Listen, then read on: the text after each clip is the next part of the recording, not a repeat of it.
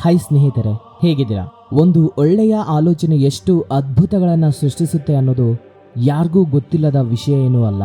ಅದೇ ಅದ್ಭುತ ಆಲೋಚನೆ ಮನುಷ್ಯನನ್ನ ಸಾಧಾರಣ ಸ್ಥಾನದಿಂದ ಎಲ್ಲೋ ಕರೆದುಕೊಂಡು ಹೋಗಿ ಕೂರಿಸುತ್ತೆ. ಒಬ್ಬ ಮನುಷ್ಯನಿಗೆ ಒಂದು ದಿನಕ್ಕೆ ಅದು ಎಷ್ಟೋ ಸಾವಿರ ಆಲೋಚನೆಗಳು ಬರ್ತಾ ಇರ್ತವೆ. ಕೆಲವರಿಗೆ ಮಾತ್ರ ಅದ್ಭುತವಾದ ಆಲೋಚನೆಗಳು ಬರ್ತಿರ್ತವೆ.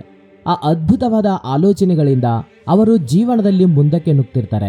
ನಾವು ಕೂಡ ಅದ್ಭುತವಾಗಿ ಆಲೋಚನೆ ಮಾಡಬೇಕು ಅಂದ್ರೆ ಕೆಲವು ಪಾಯಿಂಟ್ಸ್ನ ತಿಳ್ಕೋಬೇಕು. ಅವು ಏನಂದ್ರೆ, ನಂಬರ್ 1, ಪರಿಶೀಲನೆ ಮಾಡುವಂತಹ ಶಕ್ತಿ ಇರಬೇಕು. ಒಳ್ಳೆಯ ರೀತಿಯಲ್ಲಿ ಅದ್ಭುತವಾಗಿ ಆಲೋಚನೆ ಮಾಡಬೇಕು ಅಂದ್ರೆ ಪರಿಶೀಲನೆ ಮಾಡುವಂತಹ ಶಕ್ತಿ ಇರಬೇಕು. ಅಂದ್ರೆ ಅಬ್ಸರ್ವೇಷನ್. ಸುತ್ತಲೂ ಪರಿಸರವನ್ನ, ಸಮಾಜವನ್ನ ಜಾಸ್ತಿ ಅಬ್ಸರ್ವ್ ಮಾಡಬೇಕು. ಸುತ್ತಲೂ ಪರಿಸರ ಹೇಗಿದೆ, ಸಮಾಜದಲ್ಲಿ ಯಾವ ರೀತಿಯ ಬದಲಾವಣೆಗಳು ಅನ್ನೋದು ಆಗ್ತಾ ಇದ್ದಾವೆ, ಈ ರೀತಿಯ ವಿಷಯಗಳು ತಿಳ್ಕೊಳ್ತಾ ಅವುಗಳ ಮೇಲೆ ಅವಗಾಹನೆಯನ್ನ ಬೆಳೆಸಿಕೊಳ್ತಾ ಯಾವಾಗಲೂ ಅಪ್ಡೇಟ್ ಆಗಿ ಇರಬೇಕು. ನಾವು ಎಲ್ಲಾದ್ರೂ ಹೊಸ ಪ್ರದೇಶಕ್ಕೆ ಹೋದಾಗ ಆ ಪ್ರದೇಶವನ್ನ ಚೆನ್ನಾಗಿ ಅಬ್ಸರ್ವ್ ಮಾಡಬೇಕು. ಆ ಪ್ರದೇಶದ ಪ್ರತ್ಯೇಕತೆ ಏನು, ಅಲ್ಲಿನ ಆಚಾರ ವಿಚಾರಗಳು ಹೇಗಿದಾವೆ ಅಂತ ಈ ರೀತಿಯ ವಿಷಯಗಳನ್ನ ತಿಳ್ಕೋಬೇಕು. ಹಾಗೆ ತಿಳ್ಕೊಳ್ಳೋದ್ರಿಂದ ನಮಗಂತ ಒಂದು ನಾಲೆಜ್ ಅನ್ನೋದು ಇಂಪ್ರೂವ್ ಆಗುತ್ತೆ. ಅದರಿಂದ ನಮ್ಮ ಮೆದುಳಿಗೆ ಆಟೋಮೆಟಿಕ್ ಆಗಿ ಹೊಸ ಆಲೋಚನೆಗಳನ್ನೋದು ಬರೋದಕ್ಕೆ ಅವಕಾಶ ಜಾಸ್ತಿ ಇರುತ್ತೆ. ನಂಬರ್ 2, ಪುಸ್ತಕಗಳನ್ನ ಓದಬೇಕು. ಮನುಷ್ಯನಿಗೆ ಹಣಕ್ಕಿಂತ ಜ್ಞಾನ ತುಂಬಾ ಇಂಪಾರ್ಟೆಂಟು. ಜ್ಞಾನದಿಂದ ಬುದ್ಧಿವಂತಿಕೆ ಬರುತ್ತೆ. ಒಂದು ಕೆಲಸವನ್ನ ಪ್ರಾರಂಭಿಸಿದಾಗ ಅದನ್ನ ಹೇಗೇಗೋ ಮಾಡದೆ ಅದನ್ನ ಒಂದು ಪದ್ಧತಿಯಿಂದ ಕರೆಕ್ಟಾಗಿ ಮಾಡೋದು ಅಭ್ಯಾಸವಾಗುತ್ತೆ. ನಾವು ಎಲ್ಲಾ ಪುಸ್ತಕಗಳನ್ನ ಓದುವುದರ ಜೊತೆಗೆ ನಿಮಗೆ ಯಾವುದರ ಬಗ್ಗೆ ಇಂಟ್ರೆಸ್ಟ್ ಇದೆಯೋ ಆ ಫೀಲ್ಡ್ಗೆ ಸಂಬಂಧಿಸಿದ ಪುಸ್ತಕಗಳನ್ನ ಜಾಸ್ತಿ ಓದುವುದರಿಂದ ನೀವು ಸಕ್ಸಸ್ ಅನ್ನ ಸಾಧಿಸಬೇಕು ಅಂತಿರುವ ರಂಗದಲ್ಲಿ ನಿಮಗೆ ಪೂರ್ತಿ ನಾಲೆಜ್ ಅನ್ನೋದು ಬರುತ್ತೆ. ಅದಕ್ಕೆ ಇನ್ನೋವೇಟ್ ಥಾಟ್ಸ್ ಬರ್ತಿರ್ತವೆ. ಉದಾಹರಣೆಗೆ, ನೀವು ಸಿನಿಮಾ ಡೈರೆಕ್ಟರ್ ಆಗಬೇಕು ಅಂತಿದ್ದೀರಾ ಅಂದ್ರೆ ಹಾಗಿದ್ದಾಗ ನೀವು ಸಾಹಿತ್ಯಕ್ಕೆ ಸಂಬಂಧಿಸಿದ ಪುಸ್ತಕಗಳನ್ನ ಜಾಸ್ತಿ ಓದಬೇಕು.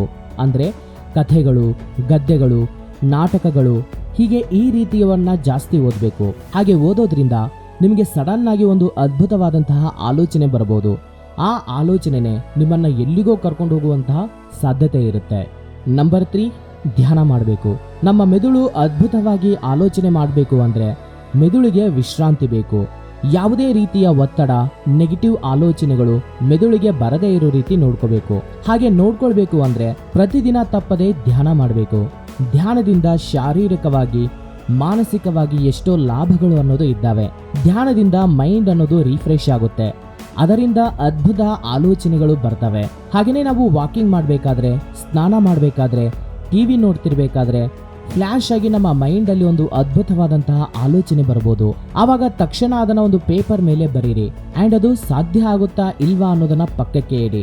ನಿಮಗೆ ಬಂದ ಆ ಐಡಿಯಾ ಬಗ್ಗೆ ವಿಶ್ಲೇಷಿಸಬೇಕು. ನಿಮಗೆ ಗೊತ್ತಿರುವ ವ್ಯಕ್ತಿಗಳ ಜೊತೆಗೆ ನಿಮಗೆ ಬಂದ ಐಡಿಯಾ ಬಗ್ಗೆ ಡಿಸ್ಕಸ್ ಮಾಡಿ. ಹಾಗೇನೆ ಇಂಟರ್ನೆಟ್ ಅಲ್ಲಿ ಹುಡುಕಿ. ಎಲ್ಲಾ ರೀತಿಯಿಂದ ಆಲೋಚಿಸಿದ ಮೇಲೆ ಇದು ನನ್ನಿಂದ ಸಾಧ್ಯ ಆಗುತ್ತೆ ಅಂದ್ರೆ ಮಾತ್ರ ಆ ಐಡಿಯಾದಿಂದ ಮುಂದಕ್ಕೆ ಹೋಗ್ಬೇಕು. ಸೊ ಇದು ಸ್ನೇಹಿತರೆ ಇವತ್ತಿನ ವಿಡಿಯೋ. ಮತ್ತೊಂದಿನ ಮತ್ತೊಂದು ಹೊಸ ಟಾಪಿಕ್ ಜೊತೆ ನಿಮ್ಮ ಮುಂದೆ ಇರ್ತೀನಿ. ನಿಮ್ಮ ಸಹೋದರ. Thank you for watching this video. ಜೈ ಹಿಂದ್.